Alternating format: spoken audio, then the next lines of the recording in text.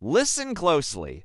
On May 12, 2019, Daniel Reed, a 38-year-old professional mountain guide from Oregon, was leading a team of climbers toward the summit of Mount Everest.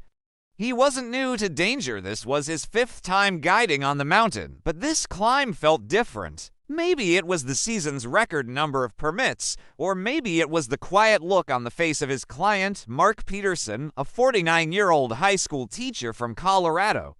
Mark had been here before, the year prior, but had turned back just shy of the summit. This time, he was determined not to fail. Daniel believed in him. That's what good guides do. They believe for you when your body and your mind begin to break. The group started their ascent long before dawn, the thin beams of their headlamps cutting through the darkness like stars crawling up the mountain.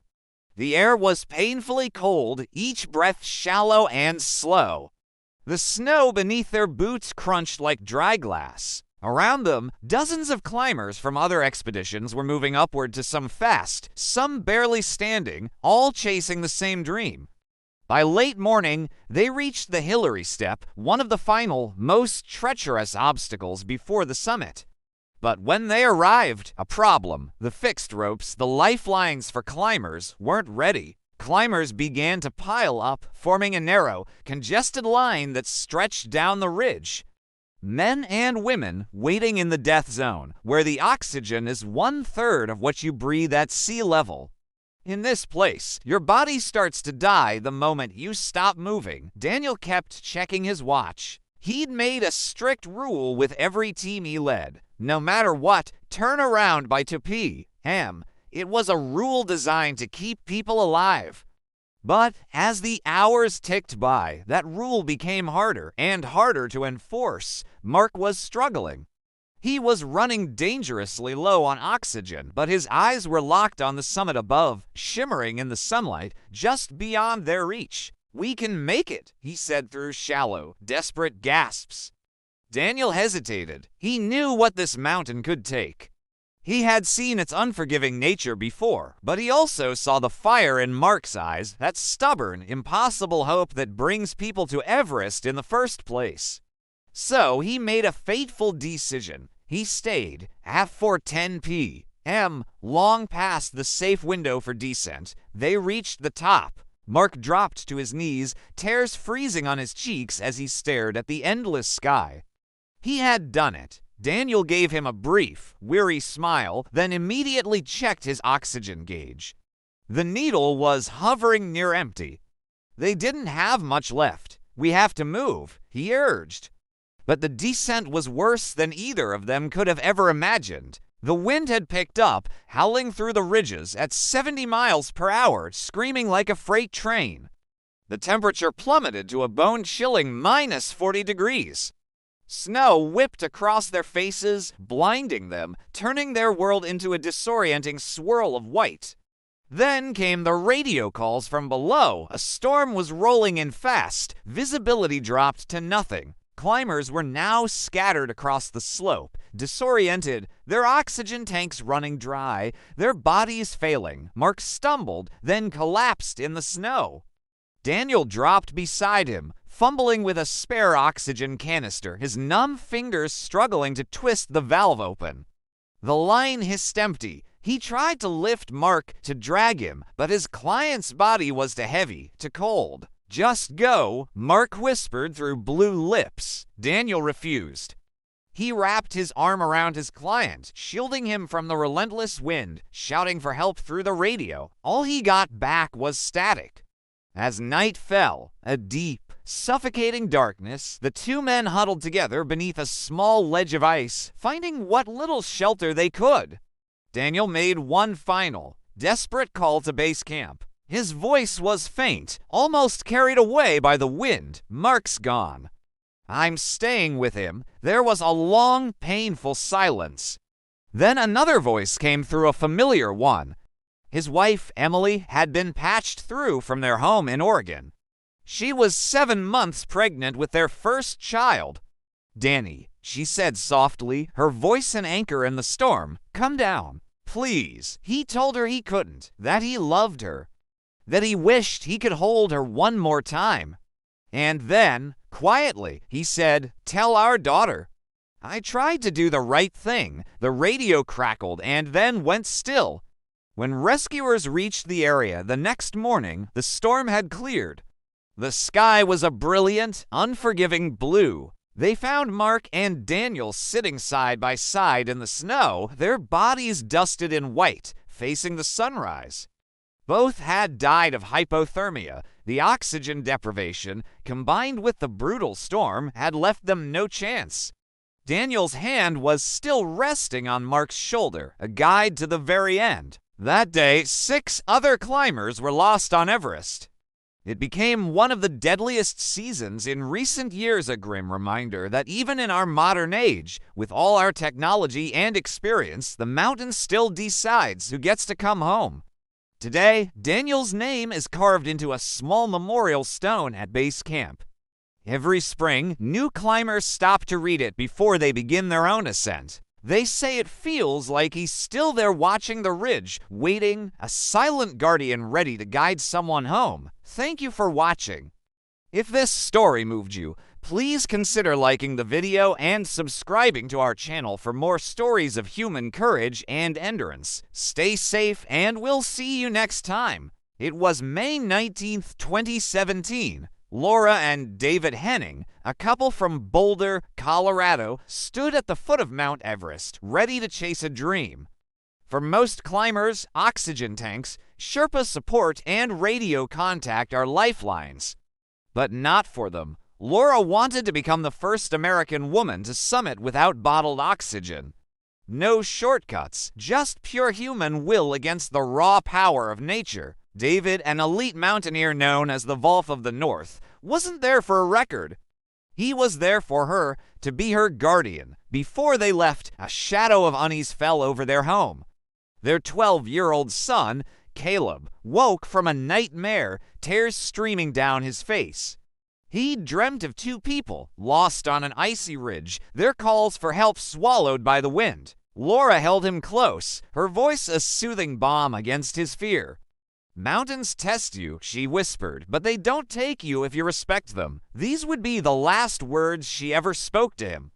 At 29,000 feet, you enter the death zone. The air is so thin it holds only a third of the oxygen you're breathing right now. Each step is an agony. Your heart pounds like a drum, your muscles scream, and your mind begins to fray.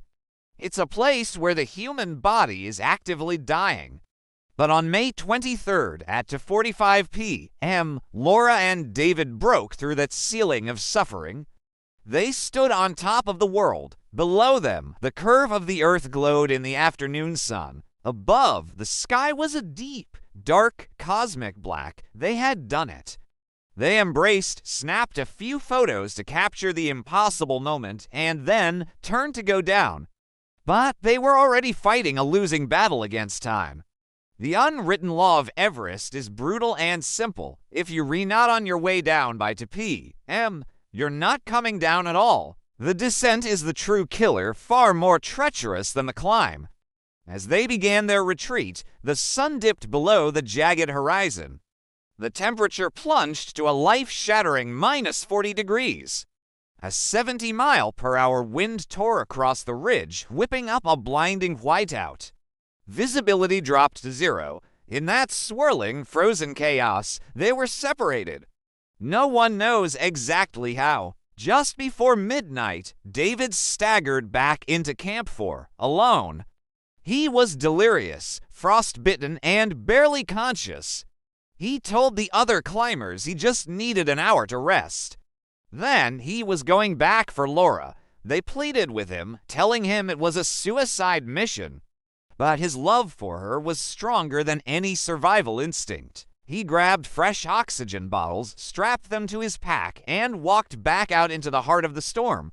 He never returned. The next morning, a British climber named Ian Walker was making his own ascent. Near the summit, he saw something that didn't belong, a flash of violet against the pristine white snow. As he trudged closer, his heart sank. It was Laura. She was lying on her side, half buried, her hair dancing in the wind. Her face was pale, serene, almost peaceful. She had survived the night, exposed to the elements in the deadliest place on Earth. Ian fell to his knees beside her. "Can you hear me?" he yelled over the gale. She stirred, her eyes unfocused. Her voice was a fragile whisper. She mumbled something about being hot, that she needed to cool down. It was then that Ian understood the horrifying truth. The extreme cold was playing a cruel trick on her brain. It's called paradoxical undressing, a final, fatal stage of hypothermia where victims feel like they're burning alive. She had already torn off her outer layers. Her fingers and toes were black, frozen solid. Her limbs were locked in place. He tried to lift her, to get her moving, but her body was rigid. She was too far gone. For over an hour, he stayed with her. He talked to her, held her hand, prayed for a miracle, for the wind to die down. He tried to shift her, even an inch, towards safety. But every minute spent there brought him closer to the same fate. His own oxygen was running out. He was faced with the most impossible choice a human can make: die with a stranger on the roof of the world, or go down and tell her story. With tears freezing on his cheeks, Ian whispered, "I'm sorry," and began his own desperate descent. Laura passed away that night, alone beneath a canopy of stars more brilliant than any she had ever seen. A year later, search teams found David's body a few hundred feet below where Laura lay. He was tangled in his own ropes, his oxygen tanks empty. He had been climbing up towards her when he fell. He died trying to reach her. For 9 years, Laura remained on that ridge. Climbers who passed that spot spoke of the sleeping beauty of Everest, a silent, solemn landmark in a violet jacket, a ghost forever resting near the summit. Her face, even in death, remained hauntingly calm.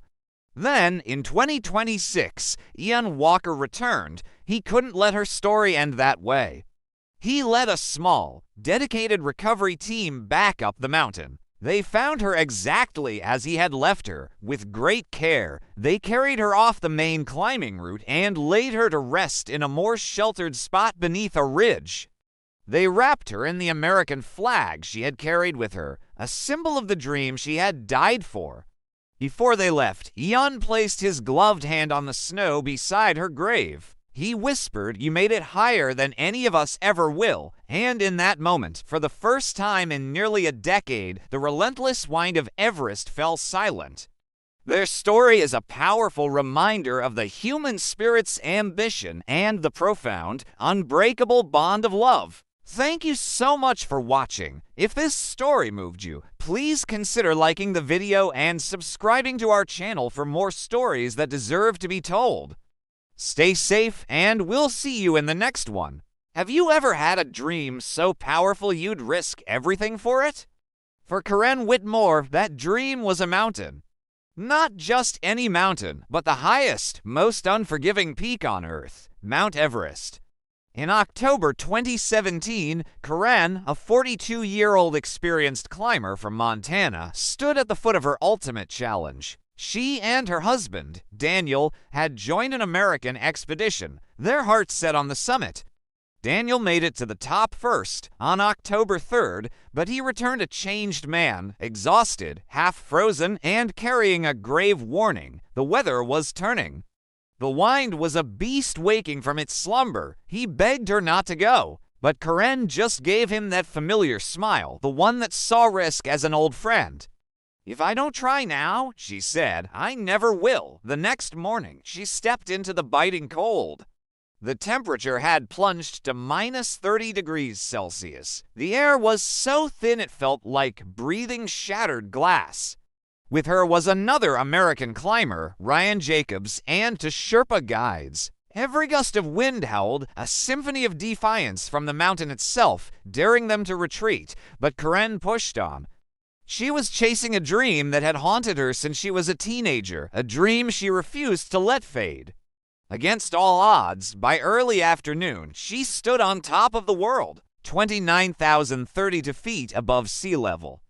The earth curved below her, a breathtaking panorama, and the sky felt close enough to touch. She was there for only a few minutes, long enough to capture a photo and whisper something into the wind, words that would be lost forever to the mountain. The dream was achieved, but now the real battle began. The descent is often more treacherous than the climb. Their oxygen was critically low. Their legs trembled with a deep, bone-aching exhaustion. And then the snow began to fall thick, blinding curtains that erased the path. The wind turned savage, tearing at them with icy claws. Night descended, and with it, a darkness that was both literal and absolute.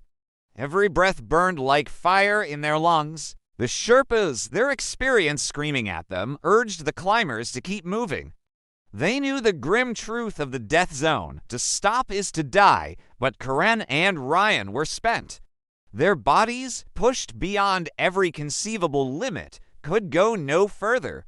They decided to rest, just for a few hours. It was a fatal mistake. They scraped together a small ledge from the snow, huddling together for warmth as the storm raged.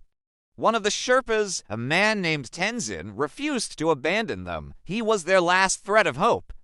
Through the long, brutal night, he stayed by their side, holding a thin emergency blanket over their failing bodies, praying for a miracle, for the first light of dawn. But dawn brought only more heartbreak. When the pale light finally broke through the clouds, Ryan Jacobs was gone. Frozen solid, his eyes half open to a sky he would never see again, Karen was barely breathing. Her lips were cracked, her voice a faint, desperate whisper. Water. Just a sip of water. Tenzin, his own body failing, tried to rally her. He pulled her up, draping her arm over his shoulder, and they staggered forward. They made it only 100 yards before she collapsed, her body limp, her pulse fading into the silence of the mountain. They were less than 400 feet from the relative safety of camp for a distance that was both achingly close and impossibly far, the line between life and death. Her last words were quiet, almost peaceful, a final message carried on the wind. "Tell him I made it." And then, she was still. Tenzin had no choice. His own fingers were turning black with frostbite. He had to save himself. He left her there, sitting upright against her pack, her face turned toward the valley below, a silent monument to her courage. Tenzin made it down alive, but at a terrible cost, losing most of his fingers and toes to the cold. For years, Karen's body remained on the mountain, a landmark on the trail to the summit. Climbers passing by would whisper her name, seeing her still sitting there, her hair frozen to her jacket, blowing gently in the wind. They called her the Watcher, as if she were keeping a silent, eternal guard over the path home. Some who saw her said her face looked peaceful, as if she were merely resting, dreaming of warmth and sunlight. Then, in 2022, a storm of incredible power ripped across the upper slopes of Everest. It tore down tents, scattered equipment, and reshaped the very face of the mountain. When the skies cleared, the Watcher was gone. Karen Whitmore's body had vanished without a trace. It was as if the mountain she had loved, the mountain she had given her life to, had finally taken her back, claiming her as its own. That spring, Daniel returned to Nepal. He didn't climb. He just stood at base camp, his gaze fixed on the swirling clouds and ice that veiled the summit. He whispered something to the wind, a private goodbye, and then turned away, knowing she was now a part of the mountain she had dreamed of for so long. Karen Whitmore became the first American woman to die on Everest in nearly a decade. But she was never just another statistic, another climber lost to the cold. She was the woman who refused to turn back, the woman who smiled at risk, the one who chased her dream all the way to the top of the world. Her story is a powerful, heartbreaking reminder that some dreams demand everything we have, and that sometimes the ultimate price is paid not in failure, but in the final, fleeting moments of triumph. Thank you so much for watching. If this story moved you, please consider liking the video and subscribing to our channel for more stories of courage and human spirit. We'll see you in the next one. Listen closely. This is a story about a man, a mountain, and a question that has no easy answer. It was May 18, 2019. Michael Turner, a 35-year-old engineer from Denver, began his solitary climb toward the summit of Mount Everest. For most people, climbing the world's highest peak is a massive team effort.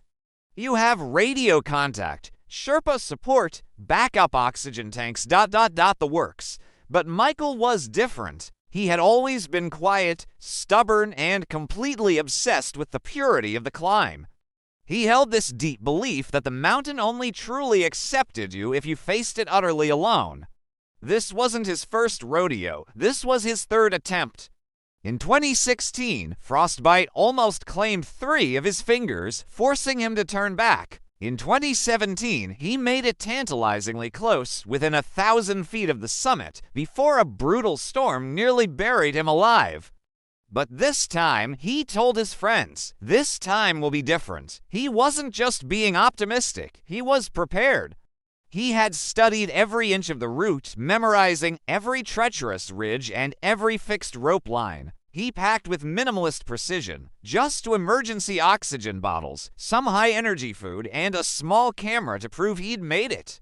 No radio, no guide, no one waiting for him at base camp.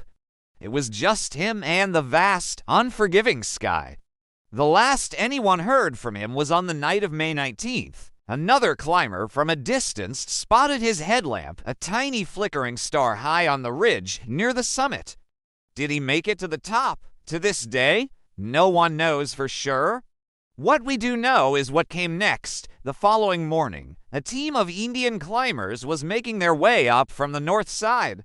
They passed a small rocky overhang known chillingly as Rainbow Cave. It earned its name from the old frozen bodies still inside. Their colorful climbing gear faded over time into an eerie, macabre palette. And that's where they saw him. Michael was sitting cross-legged in the snow. His arms were wrapped tightly around his knees, and his face was a ghostly white beneath layers of frost. His oxygen mask dangled uselessly at his side, ice already clinging to the hose. He was alive, but just barely. The climbers shouted at him, shook his shoulder, desperate to rouse him.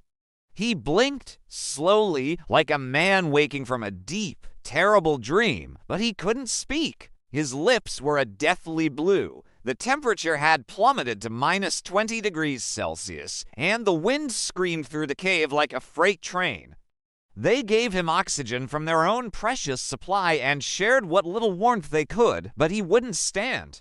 His limbs had gone rigid. His mind, starved of oxygen in the thin air, could no longer command his body to move. He was trapped inside himself. Eventually, their own oxygen levels started to run dangerously low. In the death zone, you're on a clock. One of them whispered, "We'll send help," and with heavy hearts, they kept moving up, promising to return. But up there, on the roof of the world, promises freeze quickly. Later that same day, a New Zealand climber named Ethan Collins found Michael in the exact same position. He knelt beside him, offering him oxygen, pleading with him, "Breathe.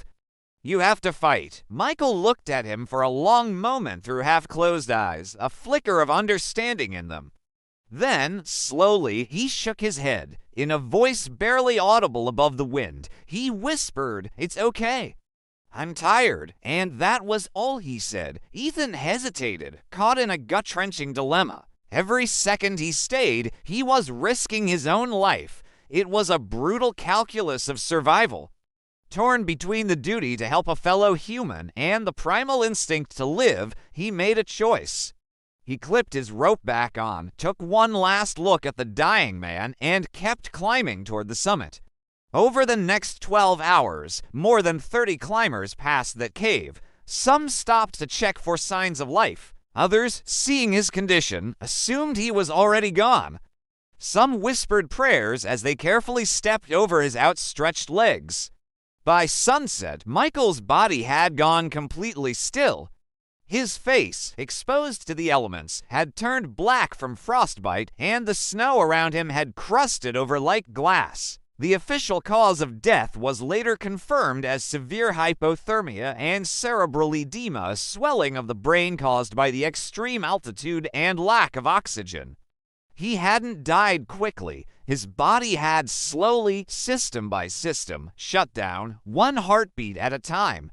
Once the climbers returned to civilization, news of what happened spread like wildfire. The internet exploded with outrage. People were horrified. How could anyone just walk past a dying person? Where was their humanity? But on that mountain, above 27,000 feet, the rules of our world don't apply. Survival itself becomes a fragile, moment-to-moment struggle. The air is too thin to think clearly. Your body is screaming. Every single step feels like you're breathing through a straw. Up there, in that hostile environment, even kindness can cost you your life. Helping someone often means you both die. Ethan Collins, the man who spoke to Michael last, never forgot his face. Those whispered words, "I'm tired," haunted him. 2 years later, he returned to the mountain. Not to climb it, but to find Michael again. He located the cave, now marked by a few faded prayer flags and frost-shattered stones. Michael was still there, sitting upright, a silent, frozen monument, as if he were lost in deep thought. Ethan gently cleared the snow from his face and set down a small, simple plaque he'd carried all this way. It read, "He climbed alone, but not unseen." Before he left, he leaned in and said softly, as if speaking to a friend, "You made it farther than most of us ever will." Then he turned and walked away, the wind rising once again, whispering through the ice. And for just a moment, it sounded almost like the mountain was answering back. Thank you so much for watching. This was a difficult story to tell, but one that I think is important. If you found this meaningful, please consider liking the video and subscribing to the channel for more stories like this. Take care. Picture this. May 14th, 2019. The air is razor thin, the cold bites deep, and the world's highest peak, Mount Everest, looms like a silent giant. At the front of a small team, a 40-year-old mountaineer from Montana named Daniel Reese is pushing for the summit. Daniel wasn't your typical glory seeker. He was a legend, one of the most respected high-altitude guides on the planet. He'd climbed Denali, K2, and even Everest before, all without supplemental oxygen. He was the real deal, but this time was different. He wasn't climbing for himself. He was guiding 6 clients, each of them with a dream of standing on top of the world. He was their guardian, their lifeline. That morning, the mountain was a dangerous place. The slopes glittered with dozens of headlamps, a swarm of tiny fireflies against the infinite dark. Daniel's team wasn't alone. Another expedition was also making a summit push, creating a bottleneck on the treacherous slopes. It was a high-stakes gamble. Because above 26,000 feet, in the infamous death zone, there's no room for error. There's no patience, no forgiveness. The very air you breathe becomes your enemy. Even before the final ascent, Daniel knew something was wrong. The telltale signs of altitude sickness were creeping in. The pounding headaches started at Camp 3. His breathing was ragged, coming in short, sharp gasps even when he was resting. His experienced Sherpa, Pa Song, saw the danger. He pleaded with Daniel to turn back, to stay behind. But Daniel refused. He had made a promise to his clients. He was responsible for them, and on Everest, a promise can be a death sentence. By mid-morning, they hit the Hillary Step, a near-vertical rock face just below the summit. It's the final obstacle, the gateway to the top, but it was gridlocked. A frozen traffic jam in the death zone. Climbers were queued up, standing in line for over an hour. Oxygen tanks were running dangerously low, masks were fogging over, and fingers were turning numb. Daniel leaned against the ice, his chest heaving. He coughed, a dry, racking cough, and tasted blood. Pasang looked him in the eye, his voice soft but urgent. "We have to turn back." Daniel just shook his head. "Not yet," he rasped. "They're almost there." They finally staggered onto the summit just after 4 p.m. It was a hollow victory. The sky was already darkening, sinister clouds swirling in from Tibet. The universally accepted safe turnaround time to PM was a distant memory. For a brief, fleeting moment, standing on the roof of the world, Daniel smiled. His clients cheered weakly, their voices snatched away by the wind. But he knew this wasn't a triumph, it was a warning. The mountain was about to collect its price. The descent was pure chaos. The wind, which had been a whisper, became a roar, blasting them with 70-mile-an-hour gusts. The temperature plummeted to 40 below zero, visibility dropped to nothing. One by one, climbers were swallowed by the whiteout. The storm consumed the mountain. Just a few hundred feet below the summit, Daniel's strength finally gave out. The thin air was poisoning his brain, a condition called high-altitude cerebral edema. He became confused, disoriented. He started talking nonsense, asking for things that weren't there. In his delirium, he tore off his gloves, mumbling about being too hot a classic and fatal sign of severe hypothermia. Pasang, his loyal Sherpa, tried to drag him down, shouting into the hurricane, but Daniel fought back, his body jerking against the safety rope. Finally, Daniel waved Pasang away. His last words were a command, an act of selfless sacrifice. "Get them home," he said. "Don't come back for me." Pasang hesitated, faced with the most gut-wrenching choice of his life. He turned and led the surviving clients down into the storm. By morning, the tempest had passed. The mountain was serene, bathed in the gentle light of a new day. Rescue teams found Daniel not far from the Hillary Step. His jacket was unzipped, his oxygen mask still on his face, but the tank was empty. His skin was a pale, icy blue. His eyes were half open, staring into the sunrise. It was a strangely peaceful scene after the violence of the night. The official cause of death was hypoxia and exposure. His body had simply shut down. But those who knew him, those who understood the heart of a mountaineer, said it was something else. Daniel Reese didn't die from the cold or the lack of oxygen. He died from the weight of his own courage, from putting his team before himself. 2 days later, the phone rang in a quiet kitchen in Montana. Daniel's wife, Claire, pressed it to her ear, staring out the window at the familiar, snow-capped peaks in the distance. Through her tears, she whispered, "He always said he wanted to rest on a mountain, and so they left him there." His body was moved just off the main climbing route, where it rests in the eternal ice, a permanent part of the mountain he loved. Today, climbers who pass that spot sometimes stop. They see a flash of a faded blue jacket, frozen in time, and bow their heads in respect. It's a silent, powerful reminder of Daniel Reese's final stand, a memorial to the hero who froze beneath the weight of his own promise.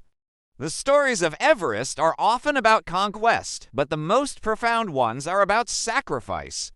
Thank you for joining us to remember the story of Daniel Reese. If you were moved by his courage, please hit that like button and subscribe for more stories of the human spirit at its most extreme.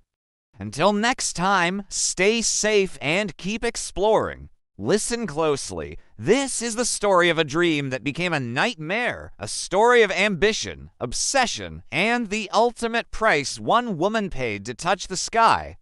In the spring of 2019, a 33-year-old woman named Maya Desai stood at the base of Denali, Alaska's tallest and most unforgiving mountain.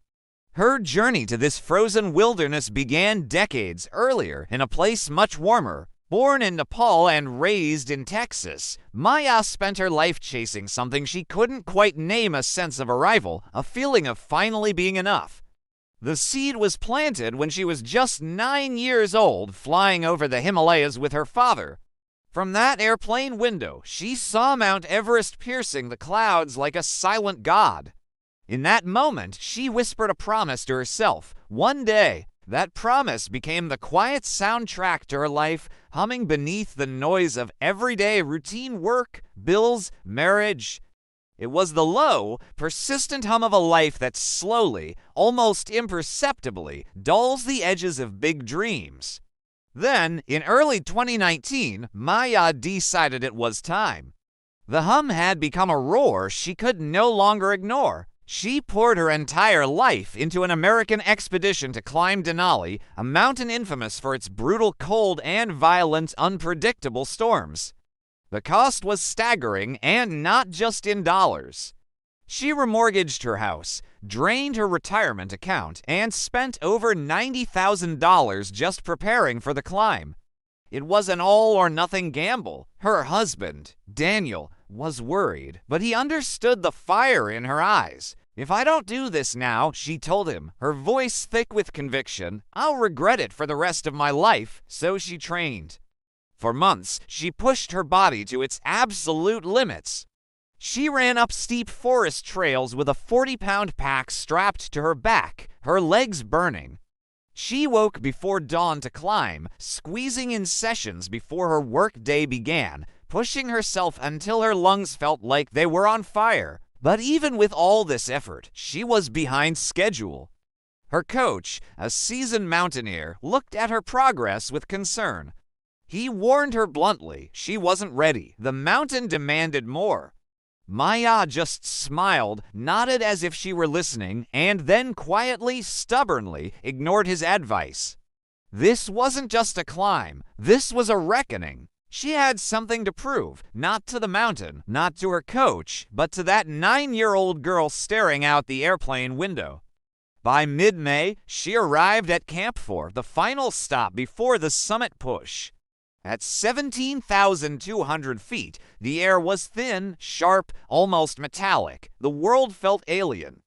Above her, the mountain loomed in an unnerving silence, its icy slopes lit by a cold, silver moon. She was now part of a team of 8 climbers, strangers united by a shared, expensive dream.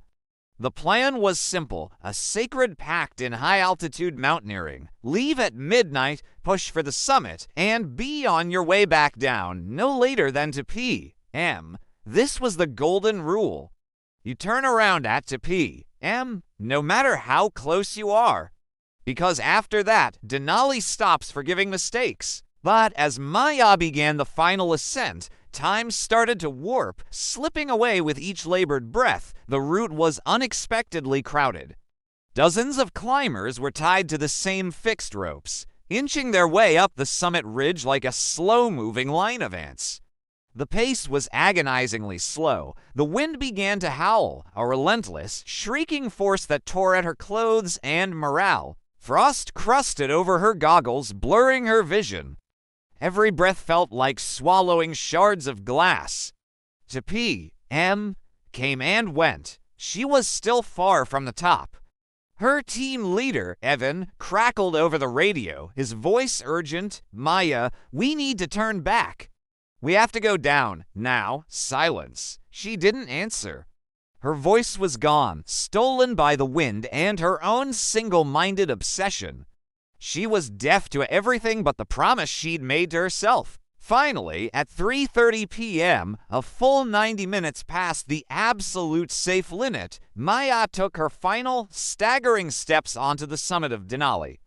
She had done it. With trembling, frost-bitten hands, she pulled a small, crumpled flag from her pack and held it aloft. Her oxygen mask fogged as a triumphant smile spread across her face for a single photograph. She had reached her dream, but the mountain was already taking its payment. The descent was hell. Her triumph evaporated into a desperate struggle for survival. Her legs, drained of all strength, buckled with every step. She stumbled, fell into the deep snow, pushed herself up, and fell again. The world around her blurred into a dizzying swirl of white snow and blue sky, punctuated by the ceaseless scream of the wind. Her oxygen was running low. When she tried to speak, her words were slurred and incoherent. The Sherpa guides, seeing her distress, tried to help, half carrying her across the treacherous ice fields. "Just a little more," they urged. "Stay awake, Maya. You have to stay awake," but her mind was already drifting, untethered from her body. Fragments of her life flashed before her eyes like old film reels. Her wedding day, the sound of her father's laughter, the small apartment where she had first laid out maps and dreamed of mountains. Then the storm, which had been threatening all day, rolled in with catastrophic force. The temperature plunged to 40 below zero. Wind speeds ripped past 70 miles an hour. Visibility dropped to zero. It was a complete whiteout. The Sherpas fought valiantly to keep her moving, but she was a dead weight. Finally, she collapsed, face first, into the snow. They pleaded with her, begged her to stand. She didn't move. The oxygen mask on her face hissed once, and then fell silent. Maya Desai died on May 19, 2019, less than a mile below Denali's summit. The cause was grimly straightforward, a fatal combination of exhaustion, hypoxia, and exposure. Her body simply couldn't survive another hour in that thin, frozen air. Days later, when the storm cleared, rescuers found her where she fell. She was curled on her side, still in her bright red down suit, a small flag draped gently over her chest. Her husband, Daniel, flew to Alaska to bring her home. He stood quietly at the base of the colossal mountain, staring up into the endless white, and whispered to the empty sky, "You made it, Maya, you made it." She had conquered her mountain, but in doing so, she gave it everything she had. Her story raced across news stations and climbing forums. Some called her reckless, a cautionary tale of summit fever. Others called her brave, a hero who died chasing her passion. But those who truly understood her knew the truth was somewhere in between. Maya didn't climb to escape life. She climbed to feel it fully, wildly, and completely, even if it cost her everything. Thank you for watching. If you found this story as moving as we did, please like, share, and subscribe to our channel for more stories of human endurance and the spirit of adventure. Stay safe and keep dreaming. Have you ever been so obsessed with a dream that it felt more real than life itself? For Marcus Bennett, a 40-year-old banker from Denver, that dream was the summit of Mount Everest. But not just any summit. Marcus wanted to be the first American of his generation to stand on top of the world without bottled oxygen.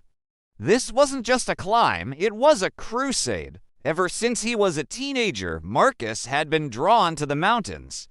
While other kids were at parties, he was in the Rockies, chasing the thin air and the quiet roar of the peaks. He wasn't just good, he was exceptional.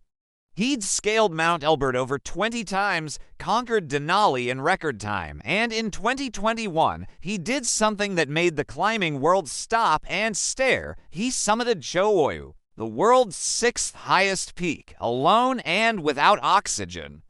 People called him fearless. His wife, Renee, called him stubborn. She knew the fire that burned inside him. "If I can stand where air barely exists," he'd once told her, "I'll know I've lived." But Everest was different. Up there, in what climbers call the death zone above 26,000 feet, the rules of life change. The human body begins to break down. Without enough oxygen, the brain swells, the heart struggles, and every single step is a battle against your own biology. Even with oxygen tanks, climbers move in slow motion, fighting for every breath. Marcus planned to do it with nothing but the air nature provided, which, at that altitude, is next to nothing. He trained relentlessly for years. He ran in hypoxic chambers that simulated the thin air of the Himalayas. He slept at high altitudes to force his body to produce more red blood cells. He pushed himself to the absolute limit, preparing for a place where limits mean the difference between life and death. On May 22, 2022, under a sky full of stars, Marcus and his Sherpa, Tenzin, left Camp 4 for the final push. Tenzin was a veteran of the mountain, a quiet man who had seen Everest give glory but take far more. They had a pact. Tenzin would carry a single emergency oxygen tank, but it was only to be used if Marcus lost consciousness or if a deadly storm rolled in. As dawn broke, painting the peaks in shades of orange and pink, the wind began to howl. Snow, sharp as sand, scoured the ridges. Marcus kept his head down, focusing on his breathing, slow, deliberate, rhythmic. Each movement felt like he was lifting a car. His gloves were thick with frost, and his eyelashes kept freezing shut. The summit was so close he could taste it, a ghostly pyramid just a few hundred feet away. But the air felt hollow, like breathing through a vacuum. As they navigated a treacherous section known as Bishop Rock, Tenzin saw the first signs of trouble. Marcus's movements became clumsy, his steps faltering. He started to speak, but his words were slurred and nonsensical. He mumbled about his daughter's piano recital, his mind drifting away from the frozen ledge and back to his life in Denver. He was hallucinating. Marcus, you need oxygen. Now? Tenzin screamed, his voice swallowed by the wind. Marcus just shook his head, his eyes fixed on the peak above. Not yet, he gasped. I'm right there. He pointed a frozen finger towards the summit ridge. It was just 160 feet away. In his oxygen-starved mind, he was already there. He had one, but his body was losing the war. His brain, desperate for oxygen, was swelling inside his skull. It's a condition called high-altitude cerebral edema, and it's a death sentence. A moment later, his legs buckled. He fell to his knees in the snow, tried to stand, and collapsed again. Tenzin scrambled to his side, desperately trying to force the oxygen mask onto his face. But Marcus, in a final act of defiance, tore it away. I can do it, he whispered, the words ragged and broken, and then he went still. His eyes, wide and unblinking, stared up at the vast, indifferent sky. Hours crept by at base camp. The radio remained silent. The last message that crackled through was faint and garbled. Almost there. Can't see. Hold on. Then only static. That night, a vicious storm blanketed the summit, burying the route in a deep layer of snow and ice. For 2 agonizing days, rescue teams searched in whiteout conditions, battling winds that ripped and tore at the mountain. On the 3rd day, the clouds parted. They found Marcus's body wedged in a small crevice just 160 feet from the summit.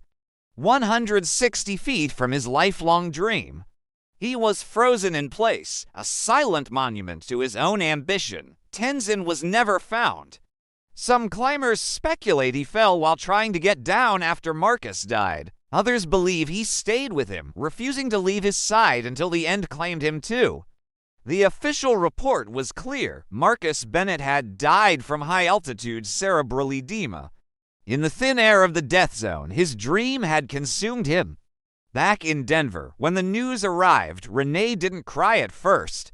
She just sat on her couch, holding her daughter's hand, listening to the wind outside. She said she could almost hear Marcus in his quiet determination, his relentless spirit, still climbing.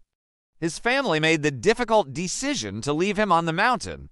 He would rest among the peaks he loved, where the sky touches forever. Today, climbers making their way up the final stretch of Everest's South Ridge sometimes see it, a flash of red, a down jacket frozen into the ice. It's a stark reminder that some dreams burn so brightly they can consume everything, even the very air we need to breathe. It's the final resting place of a man who dared to stand where the air barely exists, and in doing so, found his own eternity. Thank you so much for watching. If this story moved you, please consider liking the video and subscribing to our channel for more stories about the human spirit and its incredible limits. Stay safe and keep exploring.